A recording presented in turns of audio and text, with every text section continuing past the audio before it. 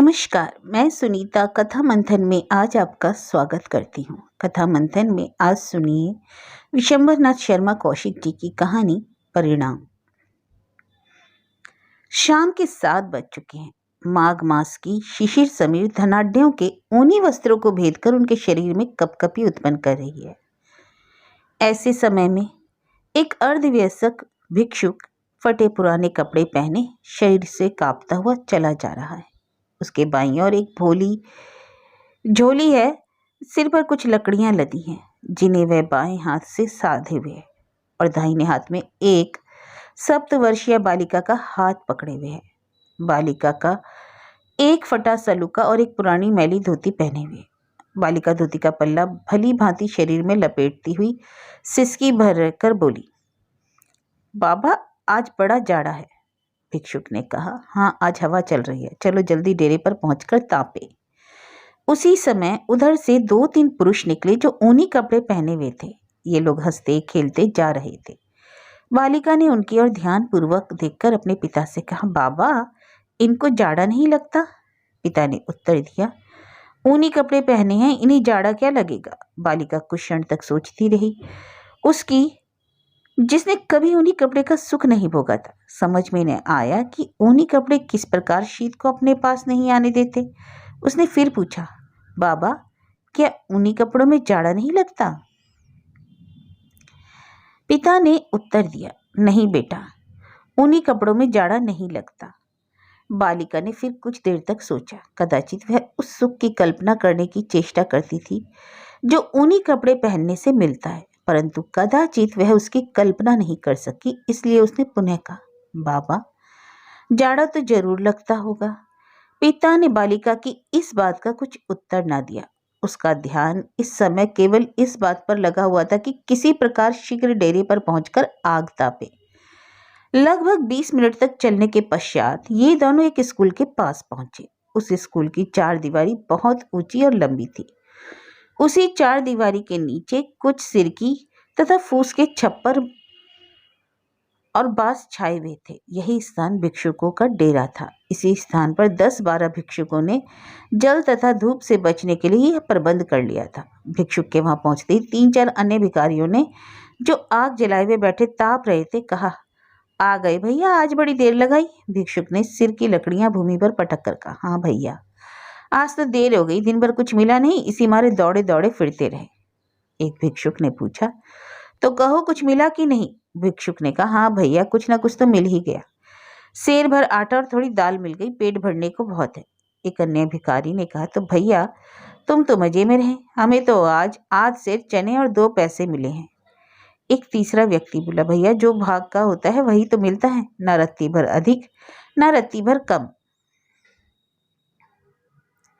हमारे परिचित भिखारी ने थोड़ी लकड़ियां निकालकर अलाव के पास रख दी और वह बोला, ले भैया, यह हमारा हिस्सा है, इतनी लकड़ियां हैं सो इनमें रोटी बनाएंगे। बालिका पहुंचते ही अलाव के पास बैठकर तापने लगी। भिक्षुक ने एक मिट्टी के कूड़े में आटा माढ़ा, एक मिट्टी की हड़िया में दाल डालकर चूल्हे पर चढ़ा दी। चूल्हा 4-5 ईंटें चुनकर बना लिया गया था। इस प्रकार भोजन तैयार करके भिक्षुक ने अपनी कन्या को खिलाया और स्वयं खाया। तत्पश्चात दोनों अलाव के पास बैठकर तापने लगे। एक भिक्षुक ने परिचित भिक्षुक से कहा, भैया रामलाल, आज तो लकड़ी बहुत है, बड़े मजे में रात पार हो जाएगी। रामलाल, हाँ आज तो जाड़ा न सताएगा, आज तो जाड़ा पास नहीं फटकेगा, रात भर मजे से सो। एक अन्य भिखारी बोला। कुछ देर तक सब लोग चुपचाप बैठे तापते रहे। हठात एक व्यक्ति ने कहा, अच्छा भैया, गृहस्थी में अधिक आनंद है कि इसमें? दूसरे ने कहा, अरे भैया, गृहस्थी की क्या बात, जो मजा गृहस्थी में है वह इसमें कहाँ?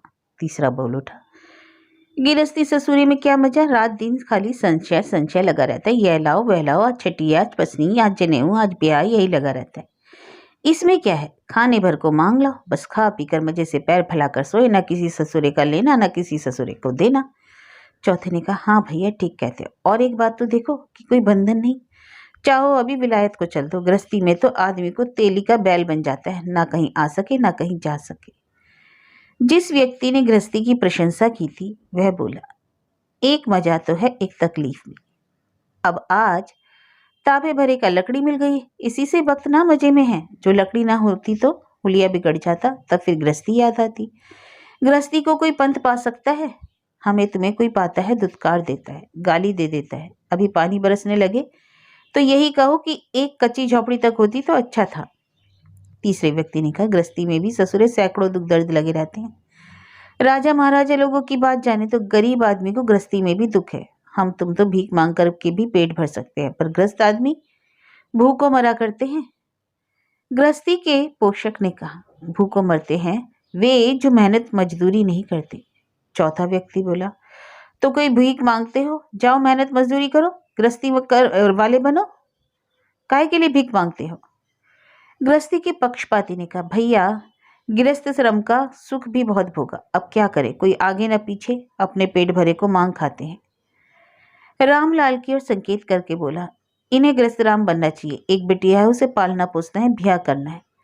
रामलाल अभी तक सिर झुकाए बैठा उन लोगों की बातचीत चुपचाप सुन रहा था, किंतु यह वाक्य सुनकर सिर उठाया और बोला, भैया इस बिटिया की खातिरी तो मैंने भिक्षावृत्ति कर लिया है। तीसरे व्यक्ति ने आश्चर्य से कहा, यह तो तुम उल्टी बात कहते हो, बिटिया की खातिर तो तुम्हें मेहनत मजदूरी करनी चाहिए, कल को लड़की सियानी होगी तो उसका ब्याह कहाँ करोगे? चौथा बोला, अरे यह भी ना सही, मान लो ब्याह करने को पैसा भी पास हो गया तो भिखारी की बिटिया से ब्याह कौन करेगा? भिखारी की बिटिया का तो यही हो सकता है कि कोई भिखारी बैठा ले या कोई। वह व्यक्ति इतना ही कहने पाया था कि रामलाल ने एक घूसा उसके मुंह पर मारा। वह व्यक्ति मुंह पकड़कर रह गया। इधर सब लोग हाँ हाँ करने लगे। रामलाल बोला, जबान संभाल कर बात नहीं करता, मेरी बिटिया के संबंध में कोई ऐसी वैसी बात कही तो जान ले लूंगा, समझ लेना। आहत व्यक्ति बोला, दिल लगी है, जान ले लेना, बड़ा जान लेने वाला बना है, मांगने को भीख, गर्मी इतनी, बड़ा पानीदार बनकर चला है ना। इनकी बिटिया खातिर महाराज ग्वालियर के कुंवर आएंगे ना, तुम्हारे साथ ही सैकड़ों की बहन बिटियां गली गली। वाक्य पूर्ण होने के पूर्व ही रामलाल उछलकर उसकी छाती पर सवार हो गया। इधर सब लोग उठकर खड़े हो गए और बोले, देखो आग बचा, ऐसा ना हो अलाव में गिरो तभी लेन के देन पड़ जाएं। अरे भैया जाने दो, गम खाओ, काहे को आपस में लड़ते हो? बड़ी कठिनता से सबने मिलकर दोनों को छुड़ाया। इधर रामलाल की कन्या जो अलाव ही के पास सो गई थी, इस गड़बड़ में जाग पड़ी और अपने पिता से लड़ाई होते देख रोने लगी। अतएव रामलाल ने कन्या को रोते देख लड़ाई का अंत कर देना ही उचित समझा, पर रामलाल ने उसके मुंह पर 3-4 घूसे ऐसे कस कस कर लगाए कि मुंह से रक्तस्राव होने लगा। इसके पश्चात सब लोग सोए रहे। कोई अलाव के पास भी दबक कर लेट रहा तो कोई अपने मड़ैया पे चला गया। रामलाल की कन्या भी अलाव के पास पुनः सो गई, परंतु रामलाल अलाव के पास बैठा ही रहा। रात भर वह अग्निदेव पर दृष्टि जमाए सोचता रहा। उसे रह रहकर भिक्षुक के ये शब्द याद आते कि कल को लड़की सयानी होगी तो उसका ब्याह कहाँ से करोगे? भिखारी की बिटिया से ब्याह कौन करेगा? भिखारी की बिटिया का तो यही हो सकता है कि कोई भिखारी बैठा ले या फिर कोई। इसके आगे के शब्दों की कल्पना जब रामलाल करता था उसका खून उबलने लगता, और जिस समय उसे भिक्षुक के ये शब्द याद आते कि तुम्हारे सैकड़ों की बहन बेटियां गली गली, उस समय वह अपने पास अलाव में पड़ी हुई कन्या पर एक दृष्टि डालता। अग्नि की क्षीण ज्योति पड़ने के कारण कन्या का सुंदर तथा भोला मुख, जो निद्रा में मग्न होने के कारण और भी अधिक अबोध और पवित्र हो गया था, उसके हृदय में अशांति की ऐसी विकट ज्वाला उत्पन्न करता था जिसके सामने बाहर लकड़ियों के ढेर पर नृत्य करती हुई ज्वालाएं नितांत तुच्छ प्रतीत होती थी। उस समय उसके अंतस्थल से एक ही आवाज उठती थी कि रामलाल, तू जिसे इतना अधिक प्यार करता है, जिसके लिए प्राण देने तक को तैयार है, उसके भविष्य के लिए तू क्या कर रहा है? क्या तू भी उसे अपनी तरह भिखारिन बनाकर अपने पीछे पीछे गली गली की ठोकरें खाने के लिए छोड़ जाना चाहता है? क्या यही तेरा स्नेह है? क्या यही तेरा वात्सल्य है? भिक्षुक की बातें तुझे कटु भली लगी हो, पर उनमें तेरे लिए चेतावनी और कन्या के लिए भविष्यवाणी ही छिपी हुई है। रामलाल इसी प्रकार की बातें सोचता रहा। उसे इस बात पर आश्चर्य होता था कि आज तक उसका ध्यान स्वयं इस महत्वपूर्ण प्रश्न की ओर क्यों नहीं आकर्षित हुआ। उसे भिक्षुक को पीटने का पश्चाताप भी हुआ। उसने सोचा, भिक्षुक ने यह बात कही कि तुझे उसका कृतज्ञ होना चाहिए, इसके प्रतिकूल तूने उसे हानि पहुंचाई। इससे बढ़कर कायरता तथा कृतज्ञता और क्या हो सकती है? रामलाल ने इसी प्रकार की चिंताओं से रात व्यतीत कर दी। प्रातःकाल होते ही पहले वह नित्य क्रिया से निर्वत हुआ। तत्पश्चात अपने साथ के भिक्षुकों से बोला, भैया हमारा कहा सुना माफ करना, आज हम तुम सबसे विदा होते हैं। कहाँ से जाते हो? साथियों ने पूछा। जहां भाग्य ले जाएगा। रामलाल रामलाल ने जिस भिक्षुक को पीटा था उसके पास जाकर वह बोला, भैया रात गुस्से में हमने तुम्हें मारा, इसके लिए हमें बड़ा पछतावा है। भैया हमारा कसूर माफ कर देना। तुमने हमें वह सीख दी है जो आज तक हमारे बड़े से बड़े हित ने भी न दी थी। तुम्हारा यह एहसान हम जन्म भर नहीं भूलेंगे। भगवान तुम्हारा भला करे। यह कहकर रामलाल कन्या का हाथ पकड़कर एक और चल दिया। उसके साथी अवाक होकर उसकी ओर देखते रहे। इस घटना को 8 वर्ष व्यतीत हो गए। कलकत्ते के एक लक्षाधीश सेठ अपने गगनचुंबी भवन के एक सुंदर सजे हुए कमरे में बैठे हैं। उनके पास ही 3-4 आदमी शिष्टता पूर्वक बैठे हुए हैं। उनसे कुछ बातें कर रहे हैं। उसी समय उनके एक दास ने आकर कहा, सरकार पंडित जी आए हैं। सेठ जी ने पूछा, कहाँ हैं? ऑफिस में बैठे हैं। यहीं भेज दो, सेठ जी बोले। नौकर चला गया। थोड़ी देर पश्चात एक सज्जन, उनकी उम्र 50 के लगभग होगी और जो वेशभूषा में कोई धनी तथा प्रतिष्ठित व्यक्ति जान पड़ते थे, कमरे के भीतर आए। सेठ जी उन्हें देखते ही मुस्कुराकर बोले, आइए पंडित जी, सब आनंद मंगल? हाँ जी, आपकी कृपा है। सेठ जी, कहिए ब्याह की सब तैयारी हो गई? हाँ, तैयारी तो सब हो गई और हो रही है। सेठ जी, किस मिति को ब्याह है? पंडित जी, क्या आपको निमंत्रण पत्र नहीं मिला? सेठ जी, निमंत्रण पत्र तो मिल गया, पढ़ा भी, पर मिति याद नहीं रही। पंडित जी, कहीं ऐसे ही बारात में सम्मिलित होना ना भूल जाइएगा। नहीं नहीं, ऐसा कैसे हो सकता है? मैं तो सबसे पहले चलूंगा। खाली चलना ही नहीं, मेरे लायक कोई सेवा होगी तो वह भी करूंगा। पंडित जी, यह तो आपका अनुग्रह है। आप ही योग न देंगे तो फिर कौन देगा? विवाह माघशुदी तीज को है, तो इस हिसाब से अभी 20 दिन बाकी है। सेठ जी ने कहा, हाँ और क्या? सेठ जी, बारात कहाँ जाएगी? पंडित जी, हैरिसन रोड। Harrison road. सेठ जी ने कहा, घर तो अच्छा ही होगा, इसके लिए तो पूछना व्यर्थ है। आपने सब देख सुन लिया ना? पंडित जी, हाँ, घर तो जो देखा है सो देखा है, पर मुख्य बात जो है वह लड़की है। लड़की अच्छी है, सुंदर, सुशील तथा पढ़ी लिखी है। बस, तो फिर और क्या चाहिए? पंडित जी, हाँ, मैंने लड़की ही देखी है। वैसे तो कुछ लोगों ने इस संबंध में आपत्ति भी की थी। सेठ जी, क्यों? इसलिए लड़की की न माँ है, न भाई और न बहन, केवल पिता है। केवल पिता और पुत्री? केवल। कोई चाचा ताऊ तो होंगे? कोई नहीं, पंडित जी ने कहा। सेठ जी, अरे तो विवाह कार्य कौन करेगा? कोई दूर के रिश्तेदार हैं, उन्हीं के घर की स्त्रियां आ गई हैं, वही सब कार्य करेंगी। वैसे नौकर चाकर बहुत हैं, आदमी बहुत धनी है। सेठ जी मुस्कुराकर बोले, तभी तभी सोचो, आपने दूर की पंडित जी, आपने सोची, फिर क्या है, मौज करो, जो कुछ है सब तुम्हारा ही है। पंडित जी कुछ झेप कर मुस्कुराते हुए बोले, यह बात नहीं सेठ जी, ईश्वर का दिया मेरे पास सब कुछ है, पर आए धन पर नियत डिगाना मैं पाप समझता हूँ। बस इतना ही है कि कन्या मुझे पसंद आ गई। सेठ जी बोले, अजी मैं तो हंसी करता हूँ। पंडित जी, आपको क्या कमी है? और खैर, भगवान आपको शुभ करे। मेरे लायक जो कुछ है बिना संकोच कहिए। पंडित जी प्रसन्न मुख होकर बोले, पहली बात यह है कि आप बारात में अवश्य सम्मिलित हो। जरूर, 100 काम छोड़कर आऊंगा। दूसरी बात यह है कि बारात के लिए अपनी सवारियां दीजिएगा। बड़ी खुशी से सेठ जी ने कहा, इस समय मेरे यहाँ 2 मोटरें, 1 फिटर और 1 घोड़ों की जोड़ी है। ये तीनों आपकी सेवा के लिए प्रस्तुत हैं। मोटरें तो वैसे 3 हैं, पर एक आजकल कुछ मरम्मत मांग रही है। पंडित जी, 2 मोटरें काफी है, जोड़ी भी काम आ जाएगी। इसके पश्चात थोड़ी देर तक इधर उधर की बातें करके पंडित जी विदा हुए। हैरिसन रोड की एक सुंदर अट्टालिका के द्वार पर एक बारात सजी खड़ी है। लक्षणों से ऐसा प्रतीत हो रहा है कि बारात विवाह उपरांत विदा हो रही है, क्योंकि द्वार पर एक सुंदर पालकी, जिस पर सुनहरी कारचोबी का पर्दा पड़ा हुआ है, खड़ी है। इसके अतिरिक्त दहेज का बहुत सामान रखा हुआ है।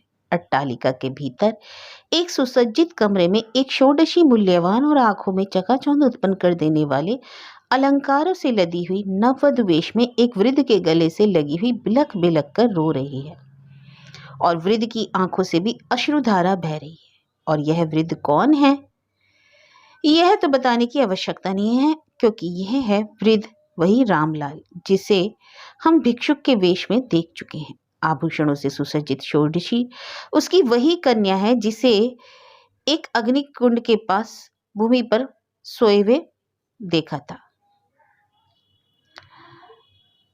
अब वह बालिका नहीं है, अब वह षोडशी सुंदरी है। अब कुमारी नहीं है, अब वह नव विवाहिता वधू है। वृद्ध ने अपने को संभाल कर कहा, बेटा श्यामा, अपने बूढ़े बाप को अधिक माया मोह में ना फंसाओ। मेरे ये आंसू शोक के आंसू नहीं है, आनंद के आंसू हैं। श्यामा अपने पिता के कंधे पर से सिर उठाकर उसके मुंह की ओर देखकर बोली, बाबा, तुमने मेरे लिए बड़े दुख उठाए, तुम्हें छोड़ते मेरा कलेजा फटता है, जान पड़ता है। कन्या के सुख मुख को जो रोने के कारण रक्त वर्ण हो रहा था देखकर तथा उसके उपयुक्त वाक्य सुनकर रामलाल का हृदय व्यथित हुआ, क्योंकि उसके नेत्रों से अश्रुद्ध स्राव जो अब कम हो चला था पुनः बढ़ गया। रामलाल ने पुरुषोचित धैर्य से काम लेते हुए कहा, अपने को संभाल कर कहा, बेटी, ईश्वर को लाख लाख धन्यवाद है कि मैं जिसको सुबह से शाम तक अपना पेट मात्र भरने के लिए गली गली भटकता पड़ता था, आज तेरा विवाह इस धूम से करने में समर्थ हुआ। तू मेरे जीवन की स्फूर्ति है, तू मेरी सफलताओं के हेतु है। तू ना होती तो मैं उसी जीवन में एड़ियां रगड़ रगड़ कर मर जाता। तेरे ही कारण मुझे जीवन क्षेत्र में असफलताओं, बाधाओं तथा कष्टों से घोर युद्ध करना पड़ा। अंत में मेरी विजय हुई। क्यों? इसलिए कि तू मेरे साथ थी। जिस समय मैं असफलताओं के आगे निर्जीव होकर गिर पड़ने को उद्यत हो जाता था, उस समय तेरी मूर्ति मेरे शरीर में नवीन शक्ति का संचार कर देती थी और मैं दुने उत्साह के साथ बाधाओं को परास्त करता हुआ आगे बढ़ता था। मेरे जीवन का उद्देश्य पूरा हो गया। अब यदि आज मैं पुनः उसी प्रकार कंगाल भी हो जाऊं तो मुझे किंचित मात्र भी दुख न होगा। श्यामा ने पिता को अपनी दोनों बाहुओं में जकड़कर कहा, बाबा, ऐसी बात मत कहो, मेरा कलेजा टुकड़े टुकड़े होता है। उसी समय कमरे के द्वार से एक स्त्री ने कहा, महाराज जी, समधी कहते हैं जल्दी विदा करो, देर होती है। रामलाल ने श्यामा को अपने से अलग करते हुए कहा, जाओ बेटी, देर होती है। श्यामा अलग हो गई और कुछ क्षण तक पिता की ओर देखती रही। तत्पश्चात पुनः उसे लिपट कर बोली, बाबा, मुझे जल्दी बुला लेना, नहीं तो मैं रो रो कर प्राण दे दूंगी। वृद्ध के होठों पर मृदु हास्य की हल्की रेखा दौड़ गई। उसने कहा, बेटी, किसी के माँ बाप सदैव जीवित नहीं रहते। अब तुम्हारा घर वही है। तुम जीवन के एक नवीन क्षेत्र में जा रही हो और तुम्हें अपना शेष जीवन उसी क्षेत्र में व्यतीत करना है। अतएव तुम्हें उसके लिए अभी से प्रस्तुत हो जाना चाहिए। श्यामा की हिचकी बंधी हुई थी, अतएव उसका कोई स्पष्ट उत्तर न दे सकी। बेटी, मैं तुम्हें आशीर्वाद देता हूँ कि तुम फूलो फलो जीवन का सुख लुटो, बस मेरी यही अंतिम आकांक्षा है। इसके पश्चात वह श्यामा को सहारा देकर कमरे के बाहर ले गया। कमरे के बाहर दो स्त्रियां अच्छे वस्त्र पहने हुए खड़ी थीं और पास ही दो दासियां तथा एक दास खड़ा था। रामलाल ने उनसे कहा, जाओ पालकी में बिठाओ। दासियां श्यामा को ले चली, पीछे पीछे स्त्रियां भी चली। श्यामा दासियों की हिरासत में से भागकर एक बार पुनः पिता से लिपट गई। रामलाल की आंखों से पुनः अश्रुपात होने लगा। कुछ क्षणों पश्चात उसने श्यामा को बलपूर्वक अपने से अलग करके दासियों के सुपुर्द कर दिया। बारात विदा होने के पश्चात 2 घंटे व्यतीत हो गए। रामलाल एक व्यक्ति से खड़ा कह रहा है, पंडित कालिका प्रसाद जी, आपने मेरे रिश्तेदार बनकर और अपने परिवार की स्त्रियों द्वारा विवाह का सब कार्य कराकर इस समय मेरी जो सहायता की है, इसके लिए मैं आपका चिर कृतज्ञ रहूंगा। परंतु मेरा अनुभव है कि केवल जबानी कृतज्ञता प्रकट करने से मनुष्य का हृदय संतुष्ट नहीं होता। अतएव आपको मैं ये 5 सहस्र रुपये देता हूँ। यह कहकर रामलाल ने कालिका प्रसाद के हाथों में नोटों का एक मोटा बंडल दे दिया। इसके पश्चात रामलाल ने कहा, अब आप अपने घर जा सकते हैं। कालिका प्रसाद ने कहा, तो क्या सरकार अब मुझे बर्खास्त करते हैं? नहीं नहीं, ऐसा कर शब्द मैं नहीं कह सकता। मैं केवल इतना कहता हूँ कि मुझे अब आपकी आवश्यकता नहीं रही। यह ना समझिएगा कि मैं किसी दूसरे आदमी को रखूंगा, नहीं, अब मैं अपना सारा कारोबार ही बंद करता हूँ। कालिका प्रसाद ने विस्मित होकर पूछा, ऐसा क्यों? रामलाल, जिस कार्य के लिए मैं धन उपार्जन करता था, मेरा आज वो कार्य पूर्ण हुआ। अब मुझे धन उपार्जन करने की कोई आवश्यकता नहीं रही। मेरे पास जो कुछ है वह शेष मेरे जीवन के लिए पर्याप्त है। कालिका प्रसाद रुपए मिलने से प्रसन्नचित और नौकरी छूटने से मलानमुख होकर धीरे धीरे रामलाल के पास से चल दिए। आज रामलाल उसी नगर के एक विशाल हिंदू होटल में बैठे हैं जिस नगर की गलियों में एक दिन वह भिक्षा मांगते थे। जब संध्या देवी प्रकृति पर अपनी काली चादर फैला रही थी, उस समय होटल से रामलाल मलिन वस्त्र पहने हुए निकला और सीधा उस स्थान पर पहुंचा जहां किसी समय वह भिक्षुक की हैसियत से एक मड़ैया में रहता था। वहां पहुंचकर उसने देखा कि उसके प्राचीन निवास स्थान की बस्ती उतनी में ही बनी रही जितनी उसके समय में थी। इस समय वहां केवल 2-3 मड़ैया पड़ी हुई थी। मनुष्य भी 6-7 से अधिक न थे। उनमें से अधिकांश उसके लिए अपरिचित ही थे। रामलाल ने एक भिक्षुक से पूछा, क्यों भाई, यहाँ कोई सधुआ नाम का भिखारी है? आश्चर्य से उसकी ओर देखकर एक ने कहा, नहीं, यहाँ तो इस नाम का कोई भिखारी नहीं। हाँ, रामलाल ने कहा, 8 बरस हुए, तब तो वह यहीं रहता था। एक भिक्षुक ने कहा, तुम भी किस जमाने की बात करते हो भैया? 8 बरस में तो ना जाने कौन कौन मरा कौन जिया। रामलाल, तुम लोग यहाँ कितने दिनों से हो? यही कोई साल भर हुआ। एक बार म्यूनिसिपालिटी ने सब मड़ैया उखड़वाकर फिकवा दी थी और सब भाइयों को भगा दिया था। तब से यहाँ अब बहुत आदमी नहीं रहते। तीसरा बोला, एक आदमी यहाँ पुराना रहता है, उससे पूछो, वह चाहे तो कुछ बता सकता है। कहाँ है? भिक्षुक ने उत्तर दिया, मड़ैया के भीतर पड़ा है, आजकल कुछ सुक्त है, कहीं मांगने मांगने नहीं जाता, हम ही लोग खाने को दे दिया करते हैं। रामलाल बोला, उसे बुलाओ। एक भिक्षुक ने पुकारा, बड़े दादा हो, बड़े दादा। मड़ैया के भीतर से आवाज आई, कौन है? जरा बाहर आओ तो, तुम्हें कोई पूछता है। कुछ क्षण बाद एक वृद्ध धीरे धीरे मड़ैया से निकलकर आया। वृद्ध के मुख पर लंबी दाढ़ी और सिर पर लंबे केश थे, गले में 2-3 मालाएं पड़ी हुई थी। वृद्ध ने बाहर आकर पूछा, कौन है? रामलाल ने कहा, जरा इधर आओ।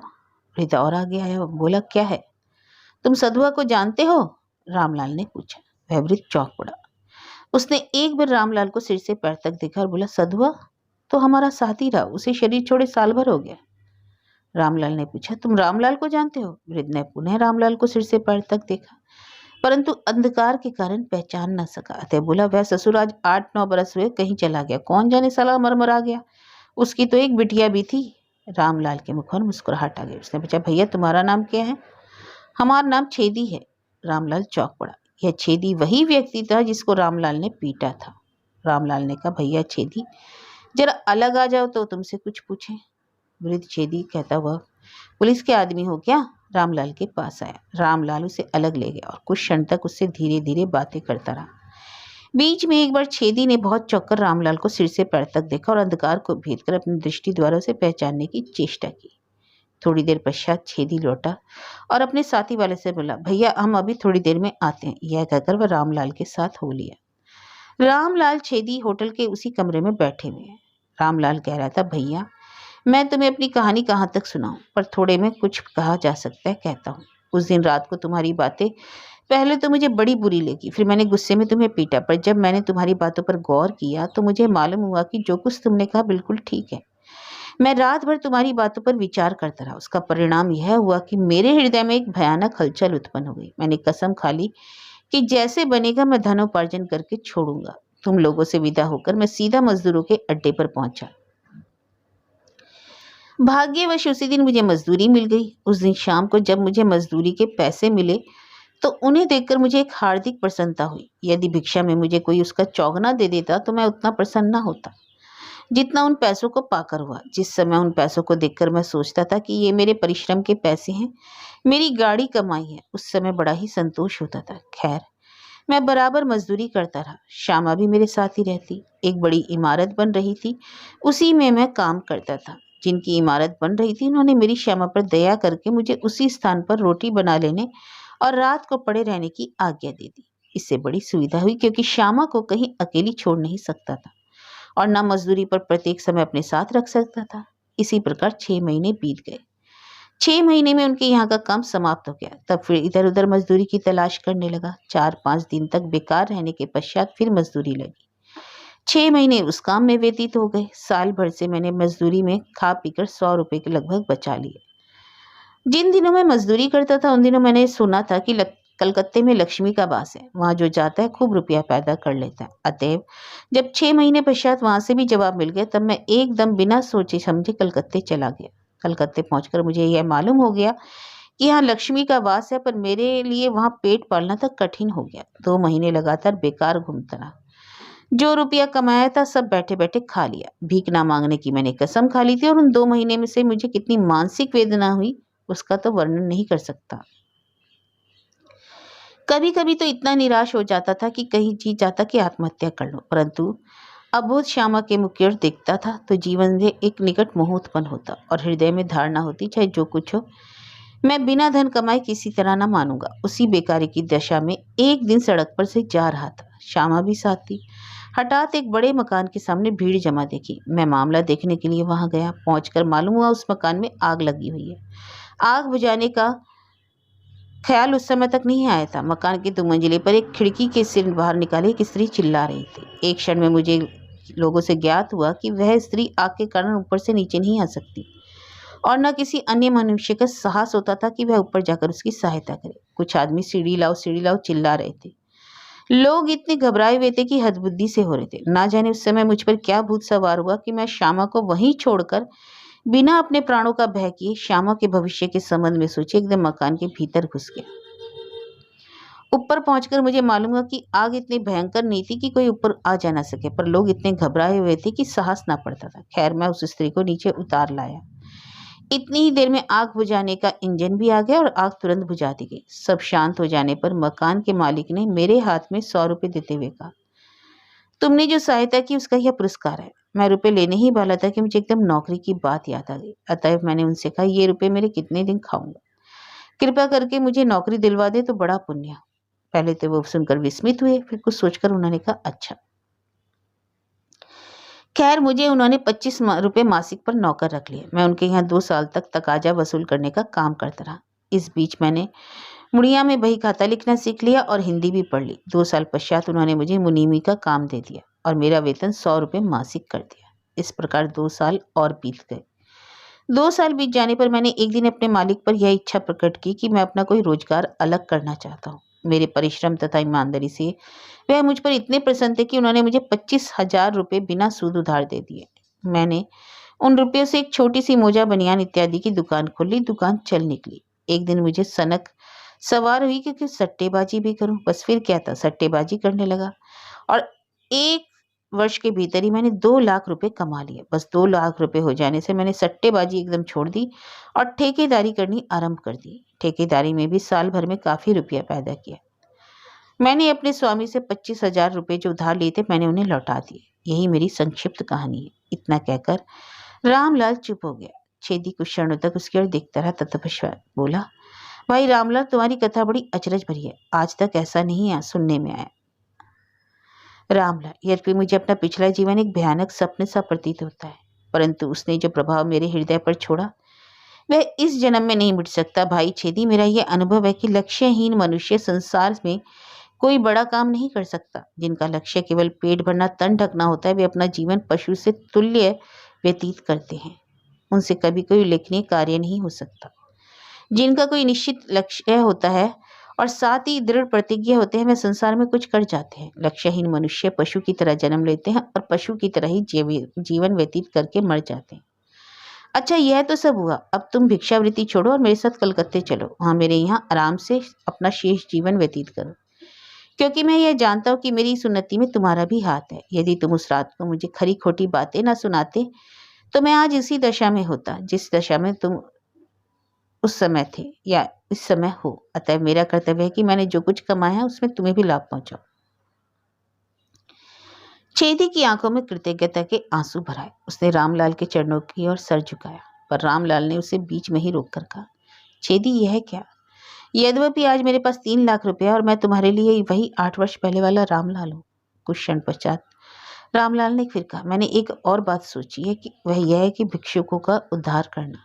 मैं चाहता हूँ कि भिक्षुकों के लिए एक ऐसा आश्रम खोलूं जिसमें भिक्षुकों को जो किसी प्रकार का परिश्रम नहीं कर सकते, न जिनके लिए उधर पोषण का कोई अन्य द्वार है, आश्रय दिया जाए, उन्हें भोजन वस्त्र दिया जाए। और जो ऐसे परिश्रम कर सकते हैं किंतु केवल आलस्यवश परिश्रम नहीं करते अथवा उन्हें कोई काम नहीं मिलता, वे भी उस आश्रम में रखे जाएं और उन्हें कोई उद्योग धंधा सिखाया जाए, और जब वे सीख जाएं तो उन्हें काम दिया जाए अथवा नौकरी दिलाने की चेष्टा की जाए। कहो, क्या विचार है? छेदी, बड़ी अच्छी बात है भाई। जब म्यूनिसिपालिटी ने हम लोगों की मड़ैया उखड़वा कर फेंक दी थी, तब मैं क्या बताऊं। ऐसे ऐसे भाई जो अपाहिज थे, कहीं चल फिर नहीं सकते थे, वे पानी और धूप में पड़े पड़े मर गए। उनकी और किसी ने आंख उठाकर भी ना देखा। रामलाल, बड़ी दुख की बात है। क्या म्यूनिसिपालिटी में ऐसे ऐसे हृदयहीन लोग भी हैं कि वे ऐसा करने की सम्मति दे देते हैं? राम राम, पूछो, वे उनका क्या लेते हैं? खाली सड़क पर एक कोने में पड़े हैं। खैर, भिक्षुकों के कष्ट को एक भिक्षुक ही समझ सकता है। अतः मैं अपना शेष जीवन भिक्षुकों की सहायता देने, उनका सुधार करने में ही व्यतीत करूंगा।